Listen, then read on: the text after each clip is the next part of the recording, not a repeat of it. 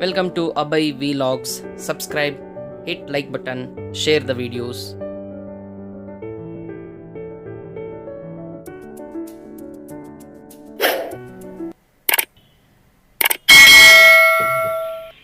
Yes, in last yesterday's class we were discussing about the chemical bonding, right? In the chemical bonding, they have started with the ionic compounds and how they form. And you must remember the electrovalent compounds or ionic compounds are formed by the transfer of electrons. And why the metals transfer of electrons from the metals, why the metals always transfers the electrons means to attain the stability of what, of noble gases, to attain the stability of noble gases. Am I audible to all of you? Yes, sir. Yes, sir. Yes, sir. So that is what the properties what we learned in previous class. We are just will revise in again. So periodic table consisting of metals, metalloids and non-metals. Always metals tend to donate the electrons because to attain the stable electronic configuration. When you see the electronic configuration of noble gases, all the noble gases ended with 8 electronic configuration except helium. So the reason these becomes very stable, less reactive, and they are elements. Okay, to attain this stability, remaining all metals and non-metals starts acting chemically. They chemically become very reactive. So chemically reactive means how, either by donating the electrons or by accepting the electrons. So metals always tend to donate the electrons to the non-metals. Okay, when they tend to donate the electrons to the non-metal, then that leads to the formation of what? Ionic compounds. Ionic compounds are covalent compounds. Ionic compounds are ionic compounds are electrovalent compounds. Ionic compounds are electrovalent compounds are formed by the transfer of electron from metal to non-metal. Keep it in your mind. Okay, next, electrovalency we learned. So electrovalency is nothing but number of electrons donated are lost by a metallic atom to attain the stable electronic configuration. So that is what we call as electrovalency. And these are the concepts you studied. Okay, so examples for ionic compounds: sodium chloride, calcium oxide, magnesium chloride. These are all what examples for the ionic compounds. And these are orbital diagram, but orbital diagrams is not important for you. Only the electron dot diagrams are very important. So this is what we had a discussion in previous class. And also we come across with the covalent compounds. Basically covalent compounds are formed by mutual sharing of electrons between the same category of non-metals. Correct? No, mutual sharing of electrons between the non-metals. So non-metals can share electrons with same atoms or electrons with different non-metal atoms, whatever it may be. So if shares each one pair of electrons, forms a single covalent bond. If they shares two pair of electrons, then it forms a double covalent bond. And three electron pair from each atom leads to the formation of triple covalent bond with the same atoms or different non-metallic atoms. So this is what we had a discussion in previous class. Correct? No? Yes.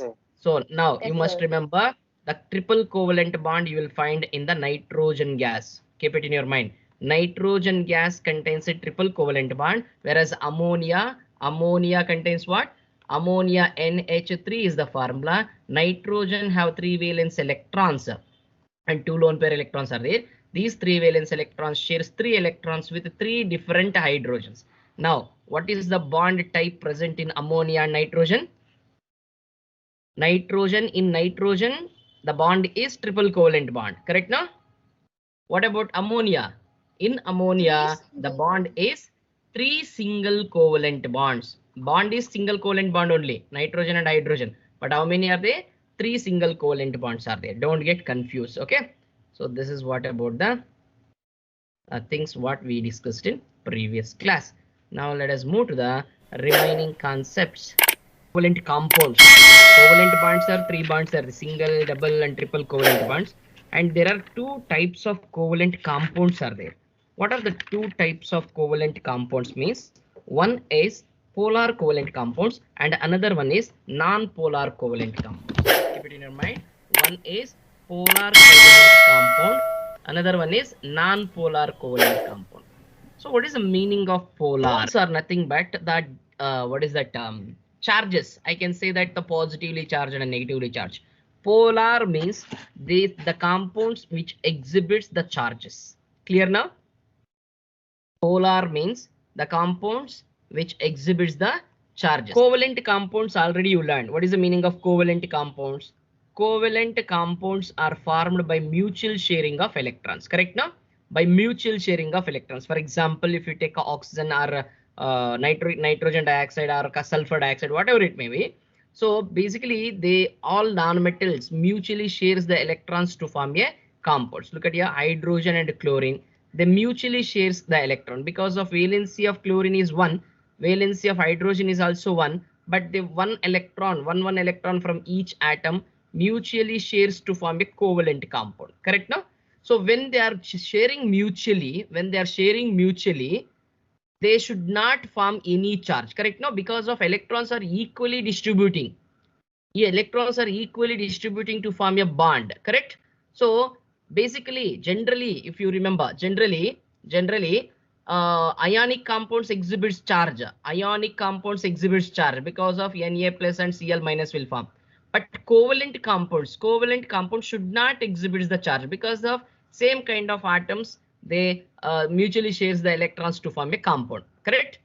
Correct? But covalent compounds are two types based on the charge separation. Listen, non-metals, one non-metal, if it shares the electron with the same kind of atom, then here in this molecule, there is no charge separation takes place. No charge separation takes place. Correct now? Does any charge separation takes place here? No, because of both the non-metals are same. Both the atoms are same nonmetals, that means chlorine. But here somewhat the what is that charge separation partially takes place. Why? Just now in the periodic table you learned that chlorine belongs to 17th group and hydrogen we have kept in a first group. Correct now? Yes or no? Yes, sir. Yes. And you learned that chlorine 17th group elements have highest electronegativity. Correct now? First group elements have low electronegativity. Correct? Am I clear? What is the property? What is the tendency of negative element? What is the meaning of electronegativity? Electronegativity means ability of an atom or tendency of an atom to attract shared pair electrons towards itself in a combining compound. Correct now? Because of high electronegativity, in covalent compounds also the charge separation takes place partially. The charge separation takes place partially due to the high difference in electronegativity. High difference in electronegativity. Is it clear now? Yes, sir. Am I clear with this? For example, if you take a chlorine molecule, this is a chlorine molecule, covalent molecule only. This is compound compared to the compound is comes under covalent. But in this covalent chlorine, both are being chlorine molecule. They have same electronegativity. Each chlorine have same electronegativity, and the difference between the this is also 3 is there. Electronegativity here also 3, here also 3. What is the difference in the electronegativity between the two atoms? Difference is what? 0, right? What is the difference? There is no difference. This is also 3, this is also 3. 0, correct? No? For example, if I combine fluorine with chlorine, what is the difference? Difference of electronegativity between fluorine and chlorine. Chlorine has 3, correct? No?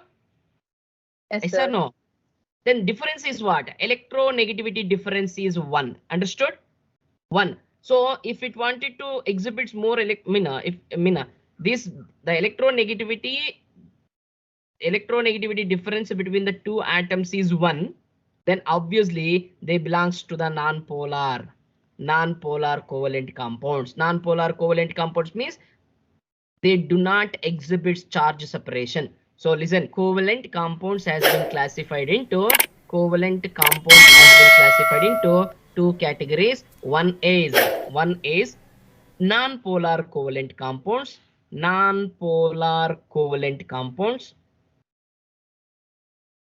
covalent compounds, and one more is polar covalent compounds. One more is polar covalent compounds. You must remember.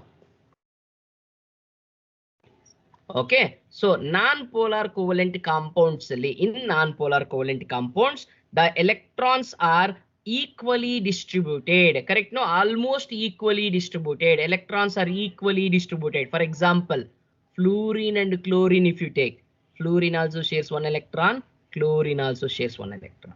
Understood? Equally distributed. Correct? No, and also the equal valence, equal lone pair electrons are there in both the atoms. Understood? But if you consider H and C, here also electron share is equally, but more electrons are there in the chlorine. When the more electrons are there in the outermost shell of the chlorine, there is no electrons in the outermost shell of the hydrogen, means this chlorine has high tendency to accept the electrons. Hence, HCl partially splitted into H plus plus Cl minus ion. Understood? Understood? So here the electronegativity difference is less. Hence the reason here there is no charge separation takes place. No charge separation takes place. Understood? Sir. So covalent compounds, in covalent compound, if there is no charge separation takes place, means then such kind of covalent compounds are called as non-polar covalent compounds. Non-polar, no charge. The meaning of non-polar itself is nothing but no charge separation. Understood? Why no charge separation takes place? Because of covalent compounds are said to be a non-polar when shared pair electrons are equally distributed. Here shared pair electrons are shared pair electrons are equally distributed. How? Equally distributed. I'm talking about generally. Okay, in normal, in the non-polar covalent compounds, the electrons between the two non-metal electrons between two non-metals, they equally distributed. I can also add one more thing. So the electron electrically, because of equally distributed, no, the non-polar compounds, they are electrically neutral in state. That means covalent molecules are symmetric in nature. That means they are mirror images to each other. Symmetrical in nature. Symmetrical in nature, and also they are electrically neutral. Understood this? Electrically neutral. Is it clear now? For example, now look at here. Chlorine and chlorine shares one electron. What is the charge of chlorine molecule now? What is the charge of chlorine molecule? Total overall charge is 0 because of that is neutral in charge. Understood? And the electronegativity difference is what? Electronegativity difference is what? 0. Because of electronegativity difference is 0, this belongs to the non-polar covalent compound. Hydrogen gas. Example, hydrogen gas. What is the formula of hydrogen gas? H2. H2. How H2 can share the electron? Here one electron, here one electron. Mutually equally sharing. There is no lone pair electrons here. And electronegativity of both the elements are same and the difference is 0. Hence the reason hydrogen gas is also an example for non-polar covalent bond. Chlorine gas is also an example for non-polar covalent bond. I'll give you few examples here. Hydrogen belongs to non-polar covalent bond. Chlorine gas belongs to non-polar. Oxygen, nitrogen, fluorine, fluorine, then bromine water also non-polar, and methane CH4 is also non-polar, and CCl4, this is also non-polar. Look at here, CCl4 also non-polar. How it is non-polar? You can see here, methane is carbon tetrachloride is also non-polar. Look at here, carbon have 4 electrons in its outermost shell, but only 1 electron equally shares with the chlorine. Understood? And here also it's sharing equally with the chlorine atom. So that means there is no charge separation here because of both are non-metals. non-metals. Carbon also non-metal, chlorine also non-metal. Now we'll learn about polar covalent compounds. What is the meaning of polar covalent compound? Polar itself says that there is a charge separation. Two poles are there, positive and negative poles are there. Positive poles are nothing but positive charge, negative poles are nothing but negative charge. Here the charge separation takes place. Here the charge separation takes place. Charge separation takes place in what? Charge separation takes place in polar covalent compounds. And the second one, shared pair electrons are unequally distributed here. Okay, covalent compounds, polar covalent compounds are formed. How? The polar covalent compounds are formed when shared pair electrons are unequally distributed. Unequally distributed.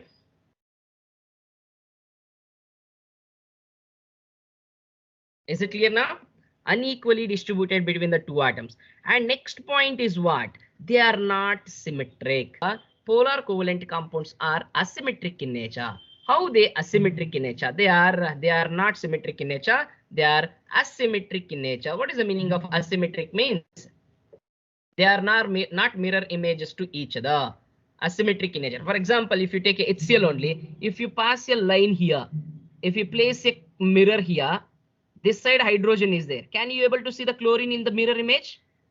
Can you see the what is that? Same hydrogen in the mirror image. If you see the hydrogen in the mirror image, that will not actually the symmetry. Correct? No, symmetry means if this side hydrogen is there means this side also should be a hydrogen, not chlorine. So that is nothing but asymmetric in nature. Correct? So non-polar covalent compounds are asymmetric in nature and they are electrically charged. And they are electrically charged. They possess a charge separation. They are electrically positive and possess. They are electrically possess positive and negative charges. Positive and negative charges. Is it clear? It's HCl due to the presence of 3 lone pair electrons in the chlorine. Always electrons pulls towards the chlorine and that H gets splitted into partially H plus and Cl gets converted into partially minus Cl minus. Clear now? So always you must remember the atom which attracts the electron, the atom which attracts the electron that gains always partially negative charge. Partially negative charge. Understood? This is the difference between polar and non-polar covalent compounds and examples for polar are. Examples for polar are water is a polar covalent compound. In 9th standard you have studied that water is a universal solvent and also it is a polar covalent compound. Being a polar covalent compound, it can dissolve many of metals, many of solids, gases and liquids with irrespectively. Correct? No? That is what? Water is a polar covalent compound. Ammonia, the basic gas, this is also polar covalent compound. And HCl, this is also a polar covalent compound. And you must remember one more point, whatever the compounds which are having lone pair electrons between two different nonmetals, they are polar covalent compounds. Lone pair electrons with two different nonmetals, they are covalent compound, polar covalent compounds. Is it clear? Is it clear? Yes, sir. Yes. Shall I move to the next topic? Yes, sir. Yes.